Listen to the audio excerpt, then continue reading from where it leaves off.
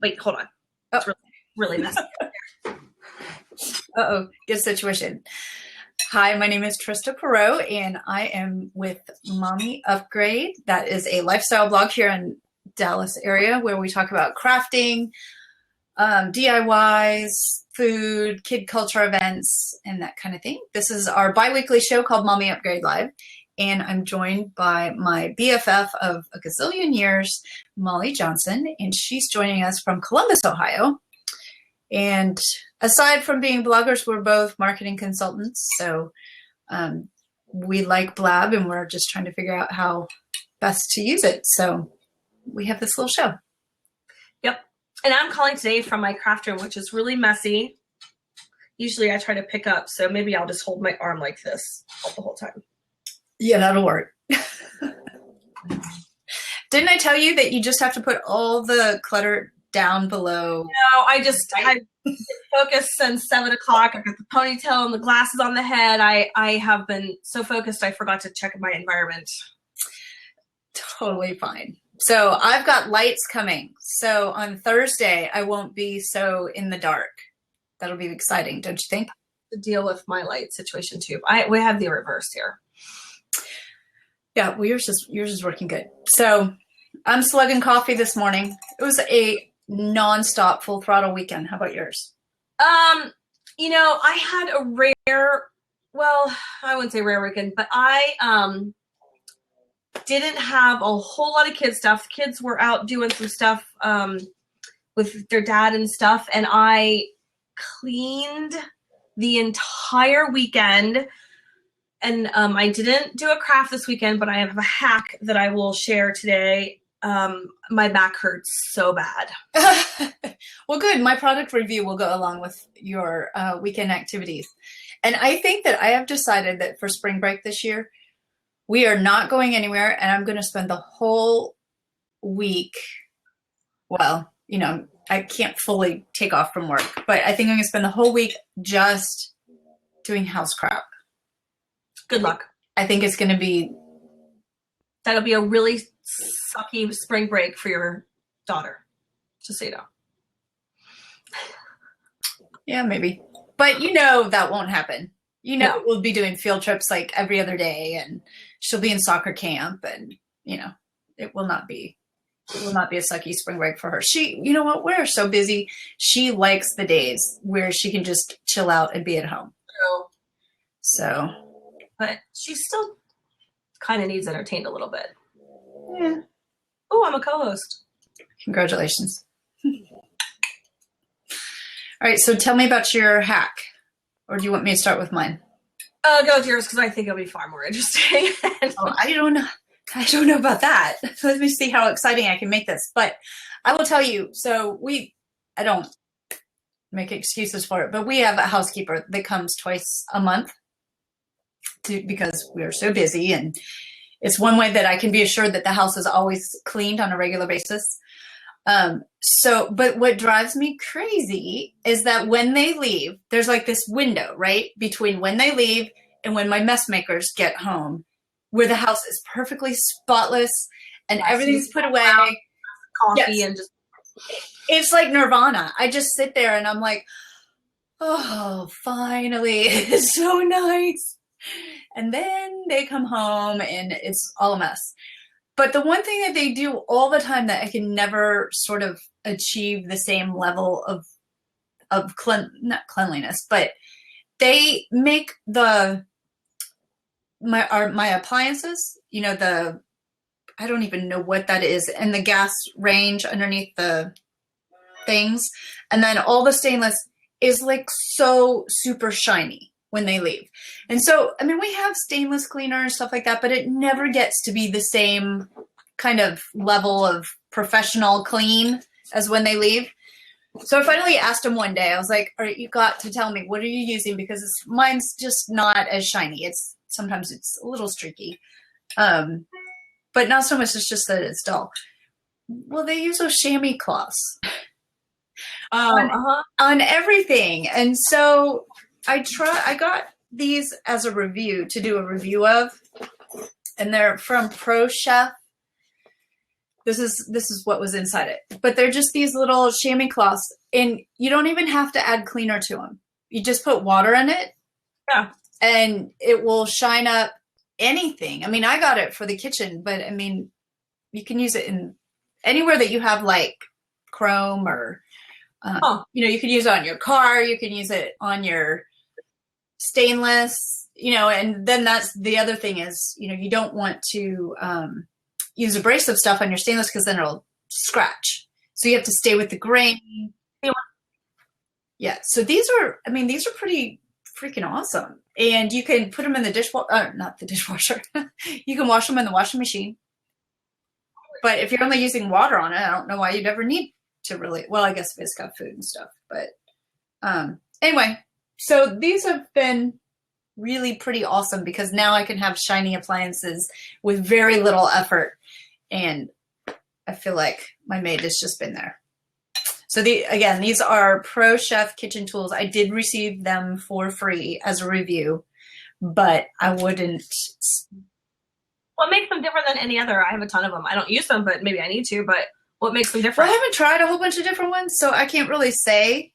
But they have like this. Do yours have the stitching on the side? Yeah. Yeah. I don't know. I mean, they're a nice size. They're nice weight. They're really, really, really, really, really, really, really, really, really strong. But I like them.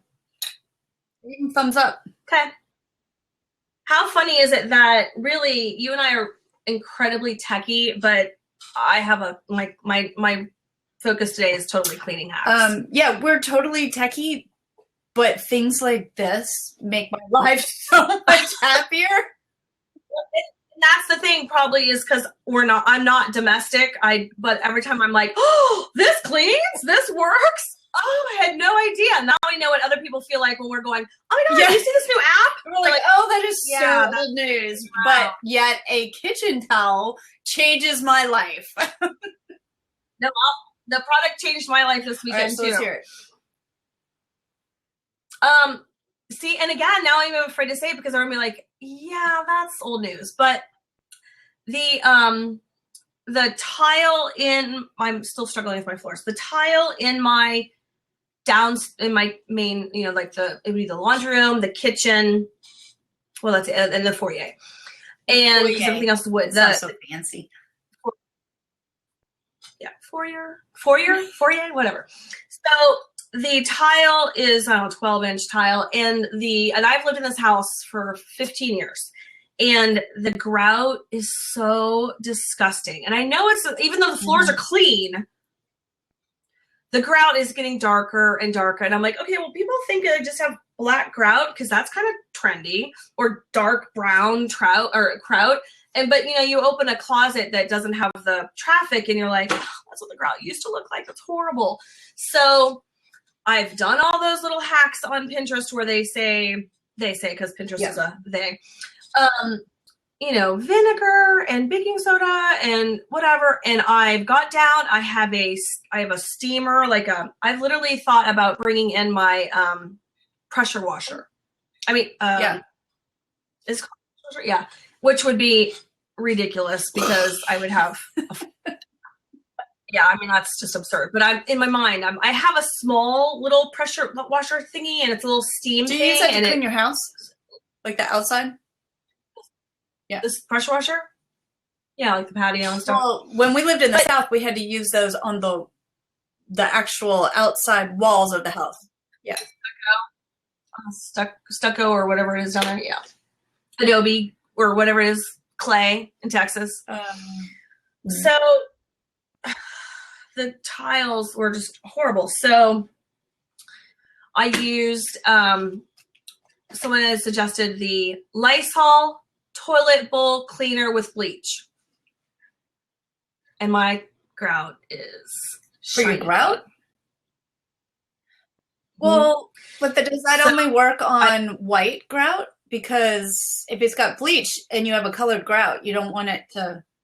It's not really good. Well, I mean, my grout is, I don't have I don't care if it was red. I mean, what grout color would you have except for like gray or beige or white? Well, right, but I'm just thinking if it's bleach, would it take the color out of the gray grout? Yeah, if you're having to put Lysol bleach on it because it's so bad, it's not. I mean, it's gonna be bad. Like it's dirty. I'm not just cleaning it. I'm trying to get another color back out. You know what I'm saying? Like, if you have gray grout and it looks gray, just clean it. Mine is probably beige, but it's dark brown because of just the years and the dogs, and it's bad. So I painstakingly took Lysol thing to every single square in both bathrooms, or actually all 3 bathrooms, the entire kitchen. Well, I don't have the kitchen done yet, but you put the Lysol down every little line. I let it sit there. Then I took a toothbrush. Well, I found that if I let it sit too long, it started to dry, which is probably not doing the trick. So, I mean, maybe 30 minutes. I literally went through this whole thing, and then I sat down and watched some TV for a minute. So then I went back through with a scrub brush, and I scrubbed every single little tile. Now, I've used other things. I've used Stanley Steamer carpet cleaner, towel cleaner. No.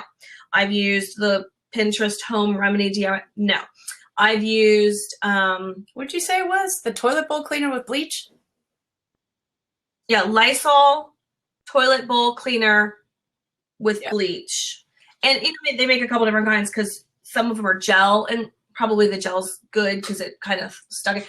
And so then it's kind of a pain to clean up because you got a lot of cleaner. But oh my gosh, my floors look amazing to the point where I've actually added another gate, so now the dogs are not allowed past that point that I've done so far at all.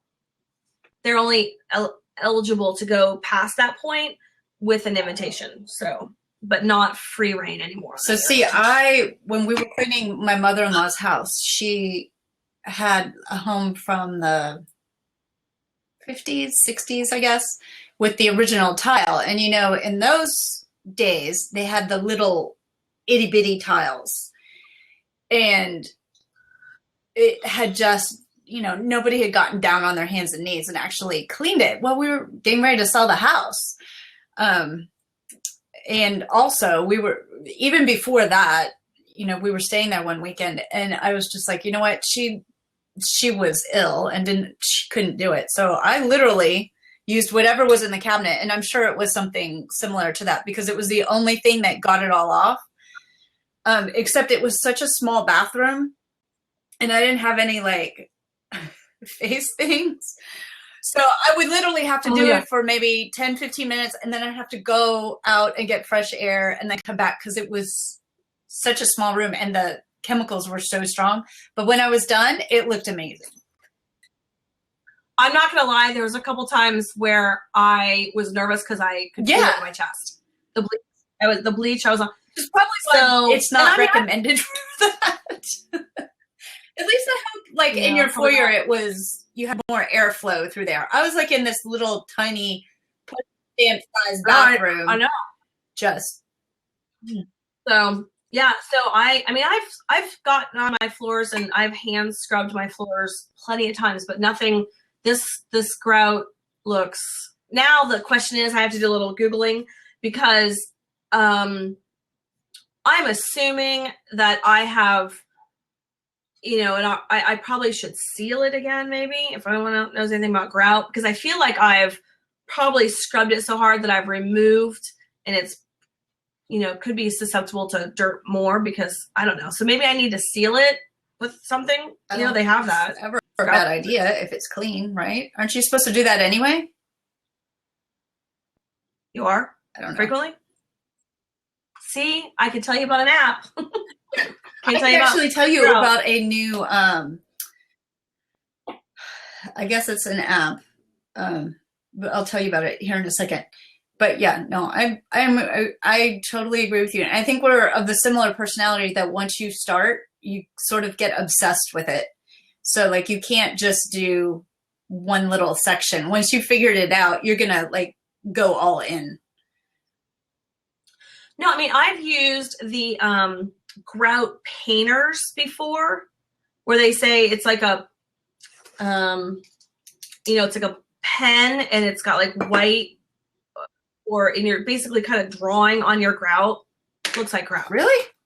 Like a bleach pen?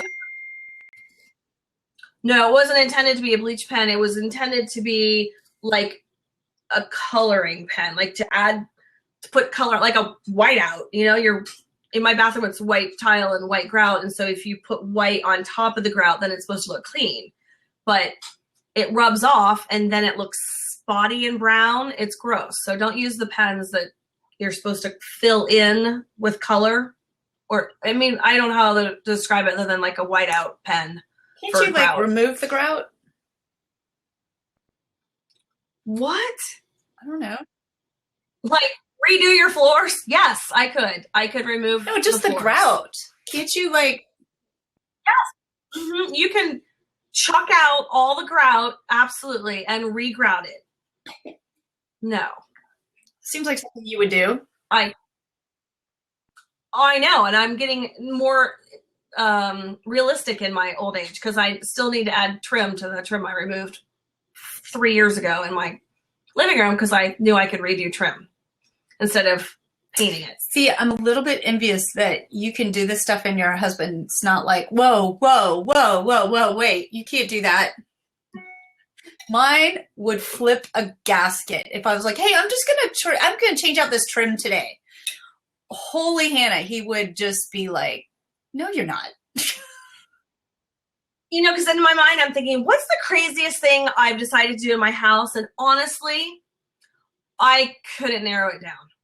I have done the basement craziest. Is the best. I still tell people about what you did with the basement. That was pretty awesome. But that basement is totally gone now. I had to. Yeah, it had to be removed. You mean because it flooded? Been gutted. Yeah.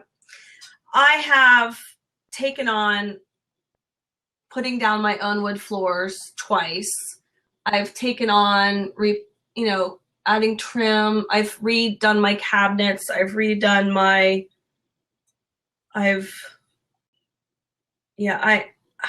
that doesn't even sound very ambitious, but it seems like I have projects all over the house that I need to finish. You should tell people what you did with your basement before it flooded. Sorry, I'm distracted for a second.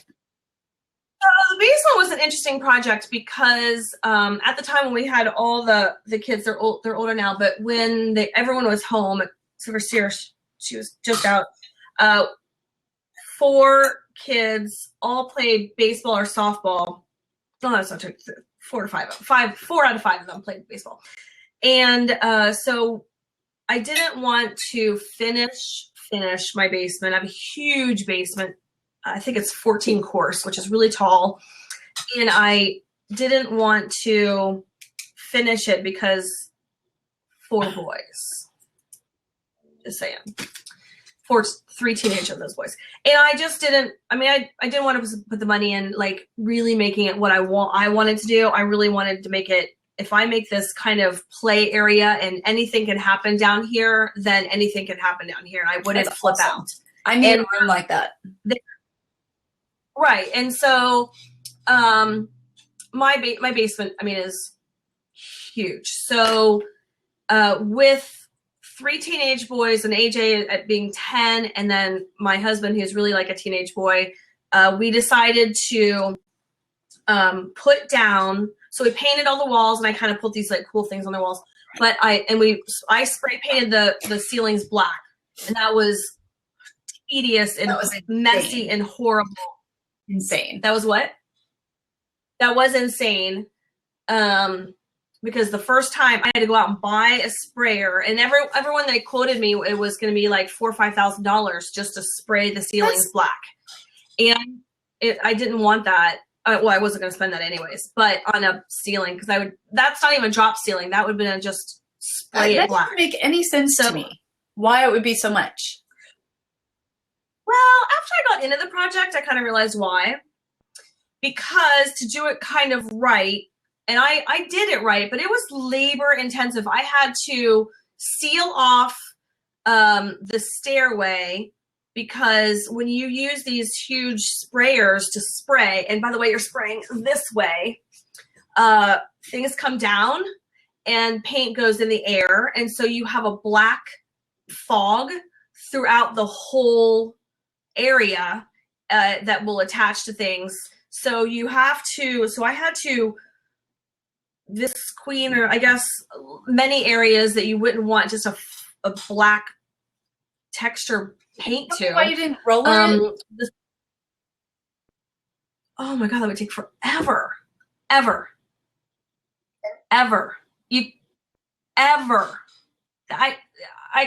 can't even fathom how long that would take. It's no more effort than a spray gun.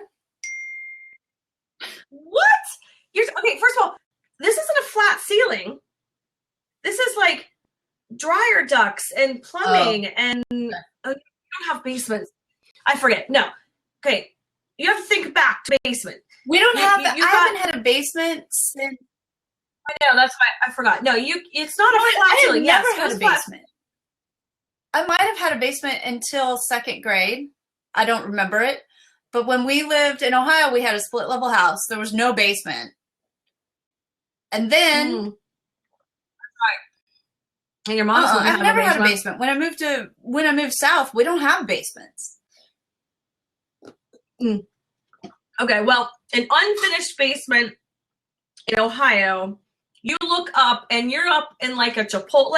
You know, you have all the vents and the poles and there's so much going on. Your entire electrical system, your entire plumbing system, your entire gas lines are all in the ceiling because they come through the trusses between the subflooring and the ceiling in the basement. So every pipe that goes through your house, every electrical line, every cable line, every phone line, it's through that. So you can't paint that with a brush. You'd be like, oh my gosh, you'd be insane.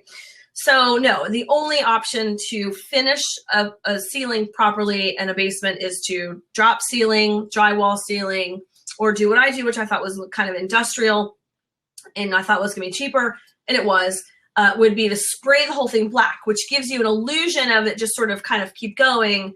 It doesn't feel low and it's kind of cool. So I got the sprayer and a big, huge sprayer thing, and I'm spraying it. And it's like using a power washer with paint. So it's intense, and it's like this, and you're up like this the whole time. You're trying to get into the crevices and stuff. And it definitely gives you a wide, depending on the type of sprayer you have, you'll have a spray this big or a spray this big of black paint. So when it exploded, because I didn't have it correctly added, I had black paint all over the floors. So it's not a quick, easy thing. So anyway, so I sprayed the whole basement. It looks amazing. And then the next part of that project was to put down turf. And our theory is that the kids couldn't ruin turf. You know, if I was going to put down carpet down there, there was going to be Gatorade or something spilled on it on a daily basis, and that would make me insane. So I put down, which I thought was a good idea. So we put down a turf. There's this company that takes up all the turfs from colleges and puts down new turf. And they do that because colleges have to maintain, light, nice quality turf. So they take these turf fields off every couple of years, maybe every 2 years. So I think our turf was from Duke, actually. And so Duke logo on it. I was hoping, but no, it didn't. So you need to put that on your website. Why? The resources for redoing your basement like that. It wasn't a good idea. I'm going to tell you why it was bad. I'm glad it's gone. I'll tell you why. So we took the turf, and the turf had to be shipped by large freight. Things. These rolls are, ridiculous. I had to have it drop shipped. Then they had to cut it down for me so that I could fit it into the basement because these rolls are huge. It's turf. It's this thick. So it's also it was incredibly heavy. And there's all sorts of types of turf you can get. You can get a long strand turf. You can also, so there's all sorts of types of turf you can get. But my mind was, I don't care what goes, really, because it's going to be so durable. So it took all of us to put this turf down there. We cut it perfectly, used industrial turf or industrial carpet tape, but it was more industrial. So it's secured. We had to stretch it, measure it. I mean, because it wasn't just carpet. You can't, and it was so hard to cut, but that's okay. We got it all in there. And it was stunning. So now I have green turf everywhere, and it was so awesome. The kids loved it, but I wanted it themed. So then I went back and we spray painted white markers for like a football field, kind of just to show sports down there.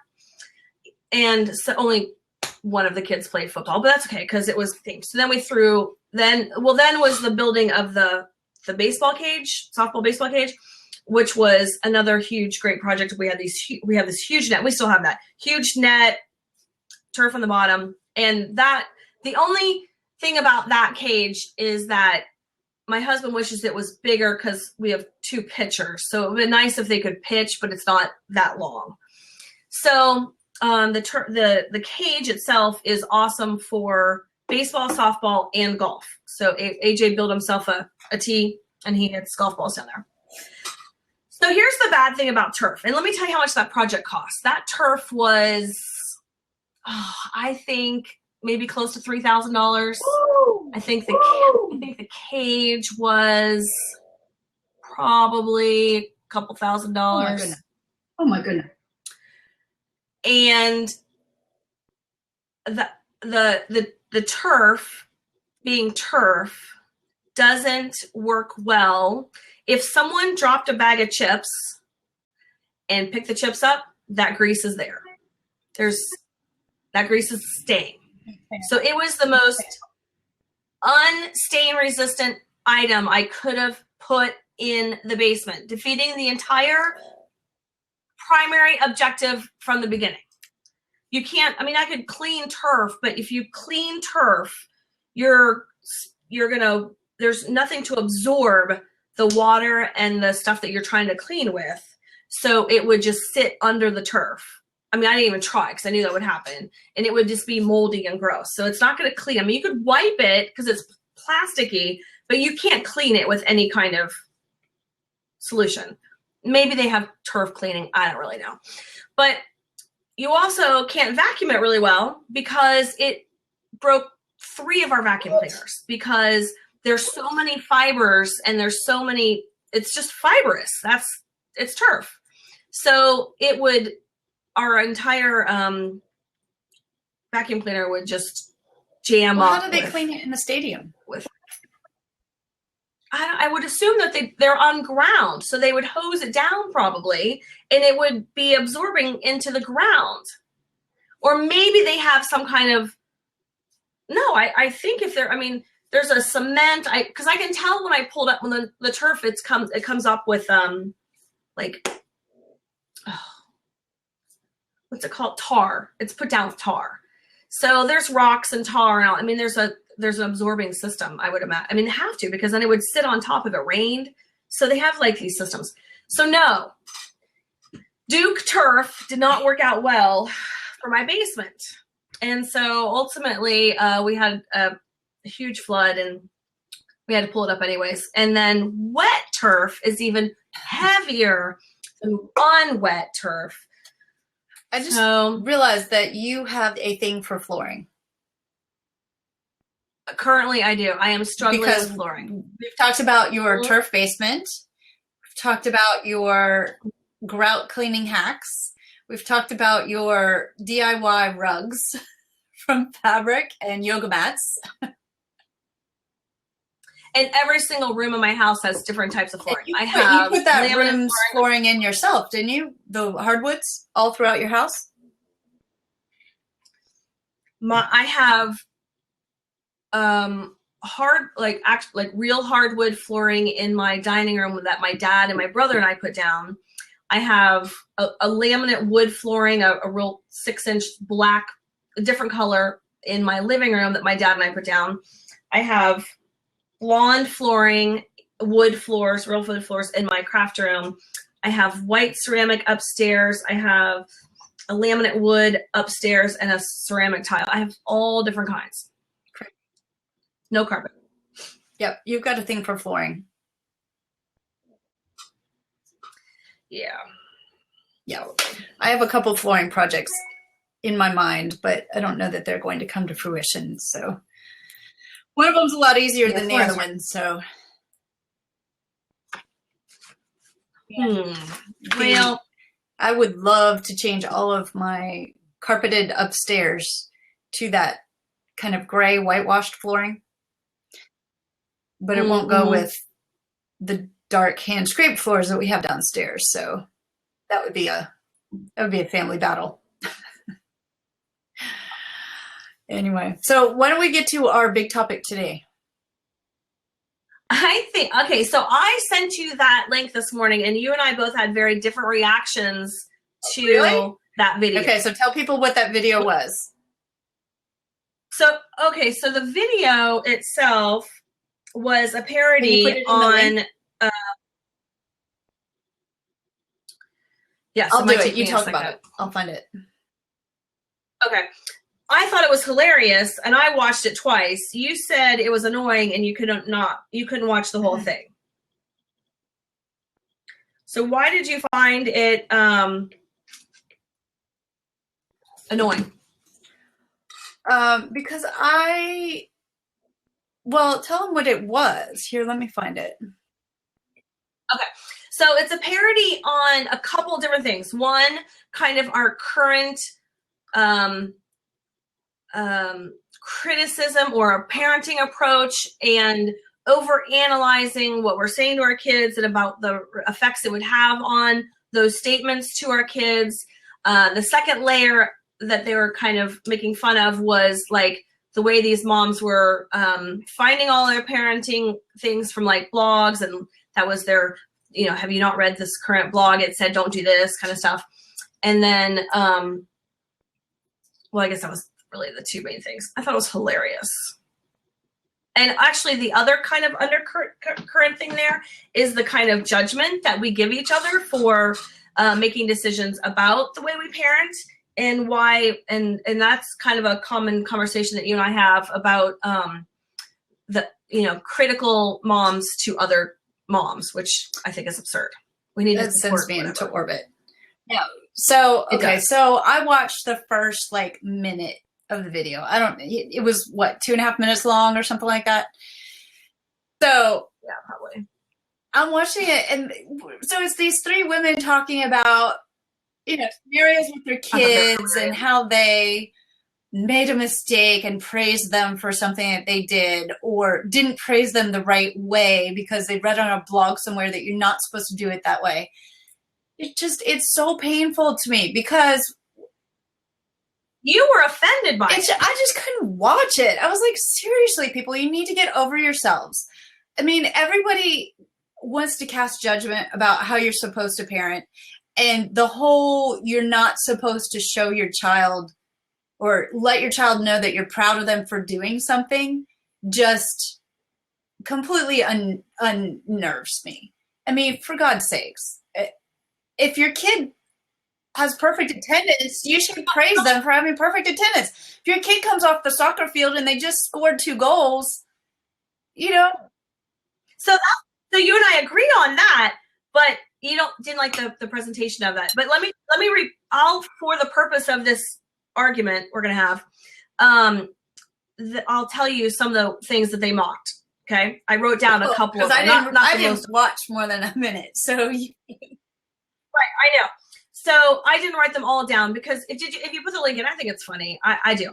But so in no particular order, I jotted down kind of their parody, and we can kind of analyze some of them. So it's the three moms are sitting and they're having coffee and they're like, oh my God, I was such a bad mom today. And the girl's like, why? What happened? She's like, well, I told my daughter she's pretty and I know. And they were like, oh my gosh, you're never supposed to do that. Yes, I know, because you're not supposed to tell her that her external beauty. She needs to love her whole self and not just her appearance. And instead of saying you're pretty, you should say you exist. I mean, it's obviously mocking. So they were just going gasping, you know, like, oh my gosh, I can't believe you would say she was pretty. On that. And then call BS on that. Of course, that's the issue. I tell my daughter she's pretty all the time. I hope she knows she's pretty. I don't want my kid to walk around thinking that she's got to look like some hippie granola that just rolled out of a cave. I mean, come on. You've got to take some pride in her appearance. Okay, but if she makes her happy to be that way, that's fine when she gets older. But right now, she needs a good hygiene and looking nice. Okay, ouch on the if she looks like a granola hippie. Other people may take offense to that because that's pretty too. It's pretty in a different way. It's not really our social norm for our family. I'm not being judgy for other people. If that's the way they like to be, then I'm happy for them and they should do what makes them happy. You're being judgy. That's way judgy. I'm just telling you, I'm going to back off that one for a second because that's judgy. That's really bad. Okay. So the next one was good job. She said, good job. The other one said, oh, I know I was a bad mom last night too because I said good job for finishing dinner. And she's like, oh my gosh, how did you say that? You're never supposed to say good job for doing something obvious. And now he's going to struggle with food and he's not going to be able to distinguish. You should only tell them good job for actual things. So I thought that was pretty funny too. And then the next one, she said, I know, I told my son after his art project that I loved it. And, they said, oh, no, don't you remember this other blog thing says you're only supposed to respond to on effort. And so and only results driven. So you're not supposed to just say, oh, I love it. You're supposed to say, oh, the result of this is great. If you say I love it, it doesn't give them a sense of pride in what they accomplished. It's too flighty, I guess. I don't know. They don't have a sense of time. Oh, I know. The one girl I know I was so upset because I told my daughter to hurry up and now she has no sense of time. I should never have told her to hurry up. She's lost track and now she's obsessive about not understanding time. The other one said, I told my son to not touch poop and now he thinks everything that comes out of him is bad and now he's depressed because he feels that his body is as bad because he can't touch it. And then it goes on. But it progressed to kind of obviously absurd things but what it was saying is that no matter what you say to the kid is going to have major ramifications. You just called your family pet a dog, but we don't use labels. And now they think that everything has a label and all that consequence. It's not cold outside. You may feel cold outside. I don't know. That's not a great, you shouldn't say it's a great idea. No, you worked hard on that idea. I just think it was kind of funny because not only are these absurd, but it's what people are concerned about. And that's where we have to be concerned. That any sentence that we say is going to have lifelong ramifications to their well-being, which on one hand is probably true, but on the other hand is absurd. I work really hard to not say anything judgmental in front of my daughter. So, like about others or what? I mean, like, instead of saying, I hate that, like, we don't use the word hate in our house. We just don't. Instead of saying, right, I hate whatever, whether it's food or a chair or, whatever, we just don't use that. I mean, we recognize that it might appeal to somebody else, but it's good to have different opinions because if we were all the same, then the world wouldn't be a neat place. And so instead of saying, I hate something, we say, I don't care for that. But, we don't, we would never take it to the level of, well, that person's not smart, or we don't say stupid either. stupid because they like that. I mean, we just don't do that way. So, I mean, when I understand the argument, you know, that people have, well, you shouldn't just say, oh, that was you drew a great picture and that looks fantastic and leave it at that. I mean, I do make the effort to acknowledge how much effort she's put into something. You know, like, for example, right now she's selling Girl Scout cookies and we're in the last, you know, stretch of it, one more week. Well, instead of just focusing on, hey, you're almost to 600, you need to hit your goal, it's, I'm really proud of you for working so hard to hit your goal at 600. I know how many hours you've put into that, and it's going to feel really good when you do that. I mean, I don't know. I just think that you need to temper it. And that whole video of how moms judge other moms about how they parent, you know, I posted something on my Facebook page a few, I don't know, weeks or months ago about somebody had posted an article about how mean girls come from mean moms. And it's 100% true. They listen to everything that we do and they model what we do. So if I'm with a friend of mine who's going to be catty about another person's parenting behavior or how they're handling their kids or handling a situation, I try to remove her because I don't want her to think that that's a good thing to do. We don't neat behind somebody's back about that. I don't know. That whole video was just like, oh my God, it's just so over the top on so many levels. I didn't have the stomach for it. I was like, I'm never going to get this 2 minutes back, and it's just making me mad. So I look at it as that video should be out to make fun or to criticize. Why am I got back feed? The people that I like that, but I wasn't good. I don't have time for that. I don't have time for that. You know, the people that want to go and like spend their afternoons talking about how other people aren't parenting right is just it's not my thing. I don't find entertainment in it. I agree. That was the entertaining part of it. It was entertaining at all. I thought it was painful. Well, it's certainly touched a chord with you. That's for sure. Yes, I could not watch it. It was terrible. Well, because maybe that's because you feel that you're judged. That I'm judged? I don't give a crap if somebody judges me. Or maybe that I don't really care. Okay. I thought it was hilarious. And I didn't think it was hilarious. I thought it was hilarious if you paid attention. One of the characters' names was Molly, and another character's name was Megan. Really? No, I didn't make it that far. I literally watched like a little bit of it, and I was like, ugh.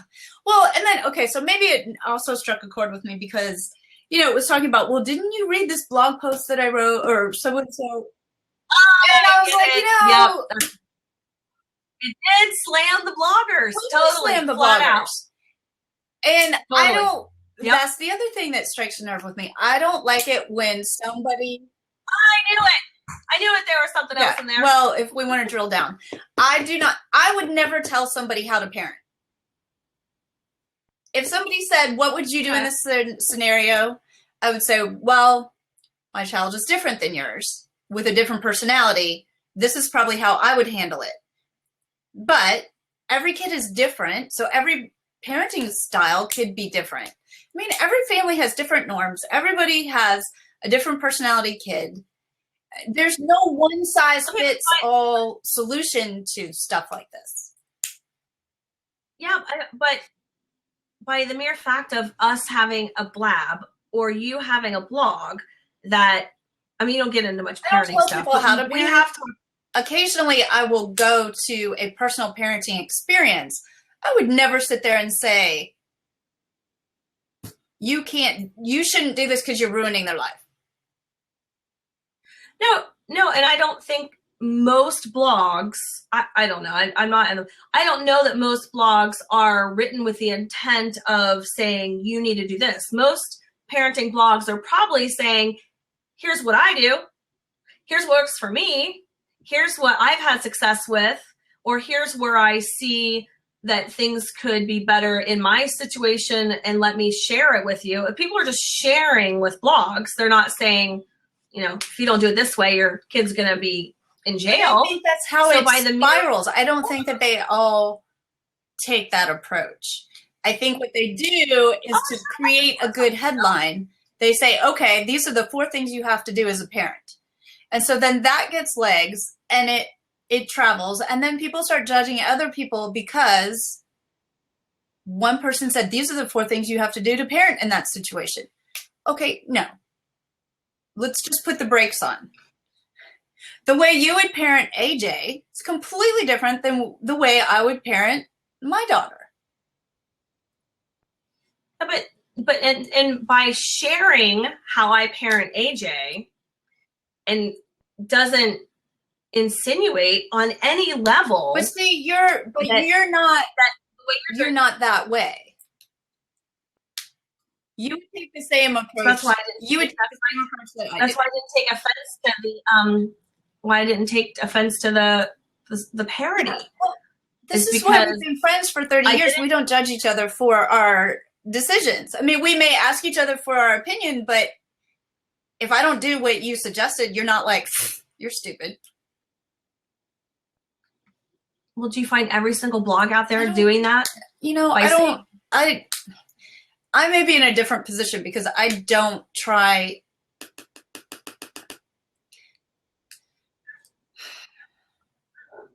I don't gravitate to the ones on the extremes. I don't connect with that. I guess I'm not so much a black and white person. I'm more, shades of gray. Really? That is a whole other conversation because I know you're not 50 Shades of Gray. No, close. But no, I think that's where you and I we come together is we've never been kind of,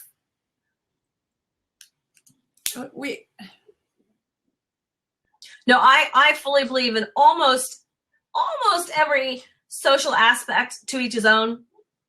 I mean, you can come to me and say, about anything, and I'm like, that must work for you. That's awesome. That probably isn't going to work for me. And I'm talking lots of different things have I learned in my 46 years that I'm Watch your tongue. I'm not that old. Yes, we are. Oh, sorry. Oh, no, we're not. Sorry. Hey, I don't care if I'm 46. I feel like I look at least 44. Didn't you see that video where Martha Stewart went on the Wendy Williams show? Yes, that's the one. I couldn't watch the whole thing. That was painful. That was painful. You can't tell me that this was painful. Oh, it was such a struggle. You can't tell. Oh, that's funny. I couldn't watch. Why couldn't you watch that? It's just awkward, and I'm not a huge fan of Wendy. What's her name? What is it? Wendy Williams. I mean, I've watched her every now and then. I think she's interesting sometimes. She definitely puts herself out there, which I think is great, especially for a talk host. But tacos, whatever she is. What is she? What is it? I said a talk host. A host talk show. She's a taco. I don't like the way she puts herself out there as a tacos. I'm like, as tacos? No. I didn't know she liked tacos. No. So but anyways, back to the thing. So, I'm to each his own person, no matter basically what. If you're not hurting someone else or taking advantage of someone else, to each his own. I'm happy for different lifestyles. But how do you, okay, so let's bring it back. How do you instill that in your kids? What are the conversations you have around that to make sure that your kids also have those values? Yeah, they're not purposeful conversations. I definitely subconscious, because that's just inherent to what I believe and how I was raised. I don't feel like we have too many specific conversations about judging people. So what if Megan came home and said, you know what? I just can't stand that girl because she never brushes her hair when she comes to school and she always looks like a big hot mess. What would you say? I mean, they definitely will say something about a kid, and I'm definitely saying we don't judge others for those. And I've actually brought up to their attention if like maybe the kid smells or something. I can't think of I'm thinking of a specific situation. You know, that kid doesn't have these shoes. This kid smells. I bring it back quick that kid may not have the same opportunity as you do. That kid may not have running water. We talk all the time about kids that we grew up with that. Our school had such a diversity. I mean, for sure. I can remember kids making fun of other kids in our high school because they smelled or whatever. And it was never that kid's fault, you know? I mean, they lived in poverty. They were doing the best they could. And you know what? Damn it, they showed up for school each day. So they need to be recognized for that. Now, we talk, I didn't really think about it, but we talk all the time about what someone brings to the table. What experience does that person have that might, like we have, there's in fact, I can think of it because now I'm thinking about it. There's a girl that we've known who is flat out annoying. She is super annoying. However, in front of my children, listen, we need to think about Emma and, I didn't mean to say her name. But anyways, she's gone through major tragedy in her life. Sure. Major. And so we've talked about how sometimes that is going to affect how this person seeks out attention.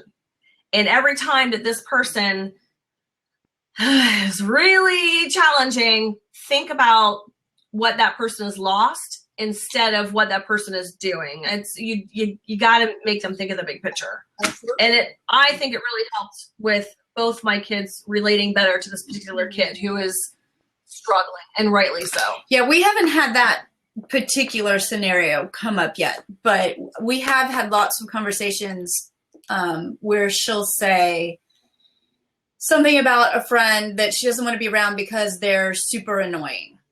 And I'm like, well, you know what? Let's back up for a second. I know that you find that particular person annoying, but that person has been really good to you and is a good friend to you and probably would do anything for you. So sometimes we have friends that maybe push our buttons a little bit, but that doesn't make them a bad person. It just means you have to interact with them a little bit differently.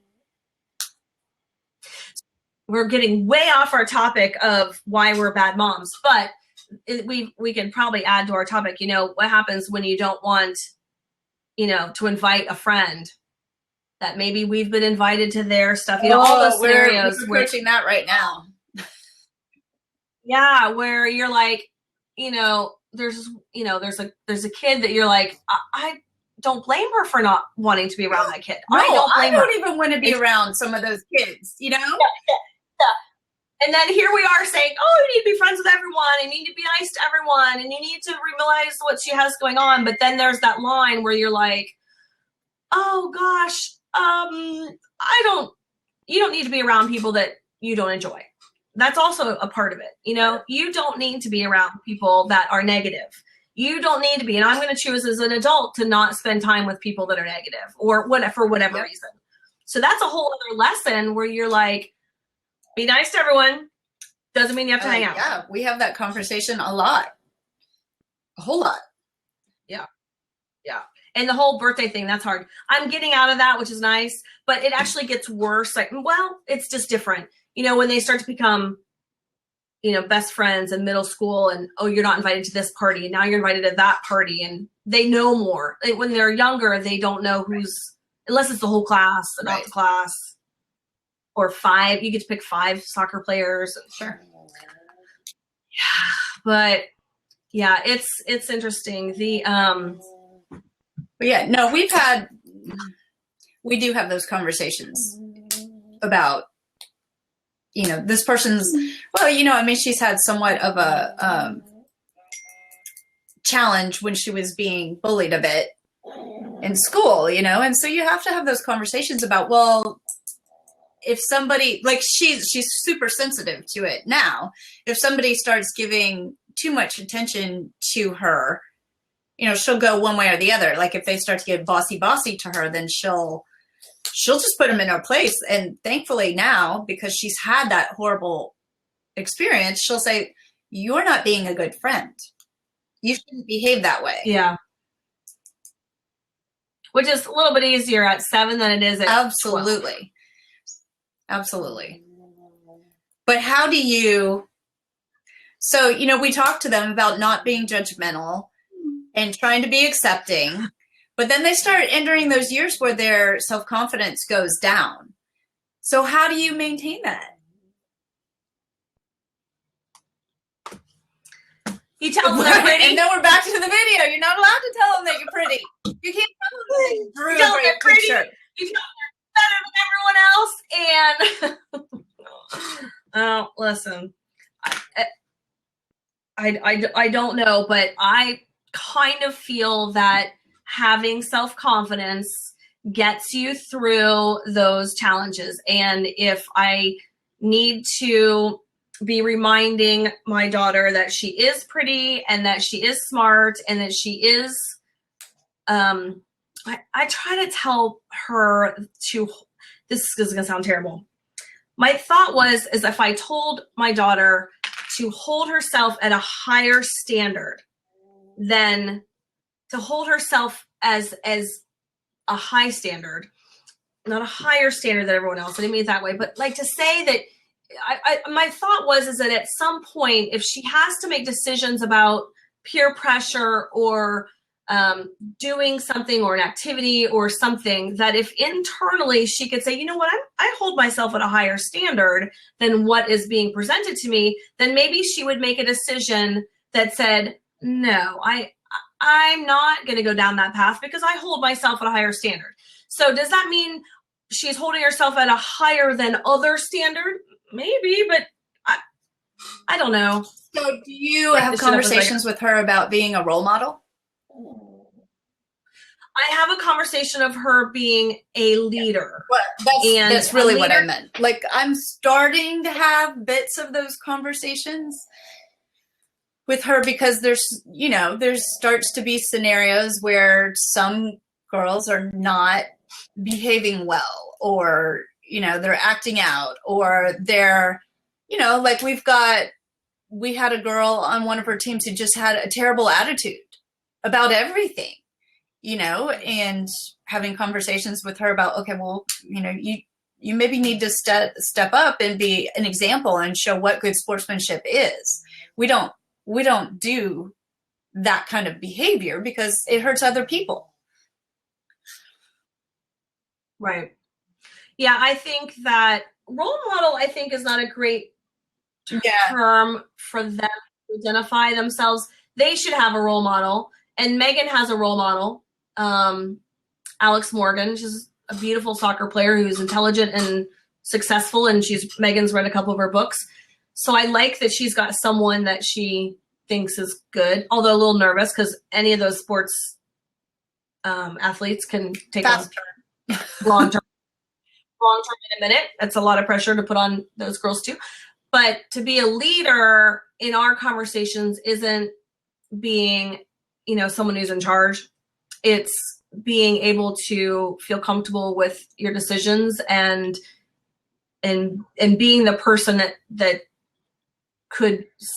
everyone could look to for guidance or ideas. So do you talk to her about like internal strength?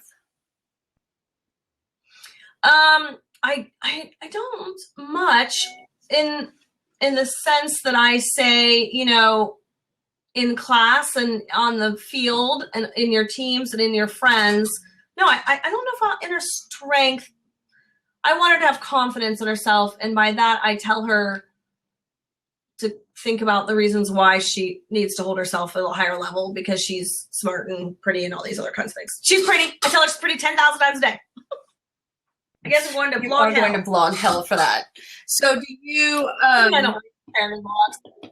I just lost my thought. It was a good one, too. Where's more coffee? Brilliant. It was brilliant. Well, it's interesting because kind of relates. when my kids were younger, like young, when I was, kind of in bed, we'd read before we go to bed and stuff. And I would tell them I love them, but then I would tell them why I love them. And I'd always, because I believe that if the kids, if you give a label a kid, he's going to be that. So if you say that kid's ornery at 3, he's going to be ornery. And self-fulfilling prophecy. This was labeling. You can't call the dog a dog because that's labeling. But if I say, so if I said, oh, he's ornery or whatever, he's, so I always said, AJ's my helper. And AJ's at 13 and he is my helper. He is always my helper. I told him that when he was 2. He was not a helper at 2, but I kept trying to get it in his head. So in his head now, he knows he's a helper, and he is. But I also said, why do I love you? So I would lay down with him and I would say, why do I love you? I love you because you're smart, you're nice to your friends, you're nice to your parents, you go to church, you go to, I said all these like things over and over and over in his head, because it wasn't that I just love you. I love you because you're nice to your sister. And so I would list these things out. And you're a helper. And you're, So doesn't that go back to the whole, you don't tell them you drew a great picture. You tell them it's a great picture because you put all this effort into it. Or I saw how much effort you put into this by using all these different whatever. Yeah, I tend to do that. I tend to be like, this is a great, I never say, oh, I love it. Or I say, oh, I love the way you use those colors. Yeah. I definitely will do that. Like I do caution myself that, if I tell her she looks nice that day or something, I always, or she looks pretty or whatever, I always do try, if we're having those conversations about, I'm proud of you because, I always try to enforce the fact that she's smart, and she works really hard on the soccer field and that's paying off. And, I always try to be balanced with it and recognize the effort that she puts into it. Like, for example, if she has a really great soccer game, and she plays striker a lot, so she scores a lot. And for her, that gives her self-confidence, right? Because and so, and that's an easy role on a soccer team, just to sort of, it takes a whole team to win a game, right? But you can't measure how strong a midfield person is at age 7 if they're not scoring goals. It's hard for them at age 7 to sort of recognize. It's just easy to say, oh, well, they stopped that goal or they scored that goal. So I always try to kind of focus on the effort that goes into it in addition to the achievement, to kind of make that connection for her. And so when somebody comes up to me and she's standing there after a game and they say, wow, she had an amazing game. She's playing, she's really come out or something like that as a player. I always say, when she's standing there, I always respond with, you know what? She works really hard and I'm proud of her for that. Because I think that's important that you recognize the effort that goes into it, but also recognize the achievement. And I guess that video is what, you're not supposed to recognize the achievement. Well, for God's sakes, if we're going to have leaders in this world, you have to set goals and you have to achieve them. But it's a journey to get there.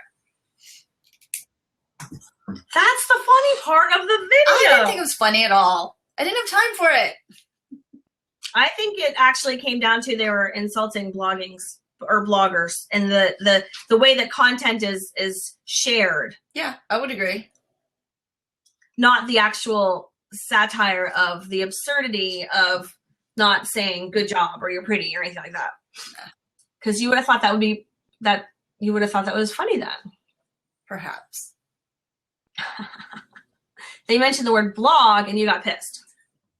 No, I got pissed before they started mentioning that. But that was sort of like, all right, I'm done. Click. Yeah. Well, I thought it was funny, and if anyone watched it, I don't know. I guess they can't comment afterwards, but I guess you could comment on the YouTube thing that you'll put out if they watch it. But in the end, I thought it was funny, and I think that nowhere on there did it say. In fact, it completely says sends a message of not judging others for their decisions either, to me, in my mind. Well, maybe that wasn't so obvious, but that's how I took it. I didn't make it that far. Yeah. All right. But each one of these are pretty funny because, I mean, each one of their little sentences is, or lines, you know, does draw a conversation to, you know, labeling, which we are so afraid of right now. You can't label someone. I mean, even now, okay, here's a weird one, maybe weird for me, but I accept it, but I don't understand it. What is sexually fluid? So now they're saying, I'm not a lesbian, I'm not a homosexual, I'm not this, I'm not that, I'm sexually fluid. I don't even know what that means yet. I'm gonna have to like Google that, but I'm afraid. But it's by not putting out labels. DuckDuckGo. Please use DuckDuckGo. What? So please use DuckDuckGo, or else you're going to get remarketing on Google for alternative lifestyle stuff.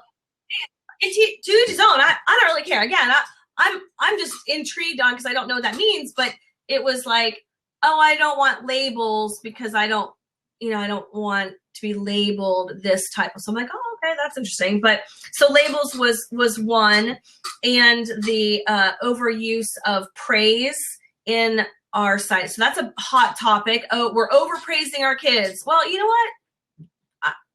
Bad word here. I'm going to praise my kid as much as possible, because at the end of the day, I want my kid to know that his mom, or at least someone in his life, said he was amazing. And now my mom died at 57. I know I was amazing to her. And I'm a normal 40-something-year-old. And so screw it. My kids are going to know that I think they're amazing. They have to know that somebody does. Right. So I'm going to compliment them as much as possible. I don't care if they get a ribbon at soccer for not doing anything. I'm not out there saying you need a ribbon for everything. But my job is to make sure that my kids have confidence and praise and love, and they know that no matter what, that is it. You can screw up. I'll still love you. We'll figure out a way. But anyway, so that was the labels, the overpraising, the results oriented critique. Everything should be, not like how you feel, but what you did. Kind of silly. And that was probably the two major ones. That was kind of funny. Okay. I think here's my bottom line. Labels work, bad or good. Or no, I should say, not that they work. Labels have an effect, bad or good. Because I can think of a couple situations where I've used labels and it's worked, and a couple labels that people don't like. And then the second thing is a mom cannot overpraise their kid. Too bad. There you go. That's my bottom line. All right. I think that's a good note to end on. So we'll see you back here on Thursday. Yeah, and don't judge others for their parenting styles. My parenting style may not be the same as your parenting style, and I love your parenting style as much as anyone else's parenting style. Just each his own. Amen to that. Yeah. Okay, so I guess this episode of Mommy Upgrade Live is a wrap. So you can follow me at MommyUpgrade.com. You can follow Molly at MaggieMoo.com, or our professional lives, TPGBusiness.com, and yours, MJ6Promotions.com. Be back here on Thursday. Same bat time, same bat channel. Right?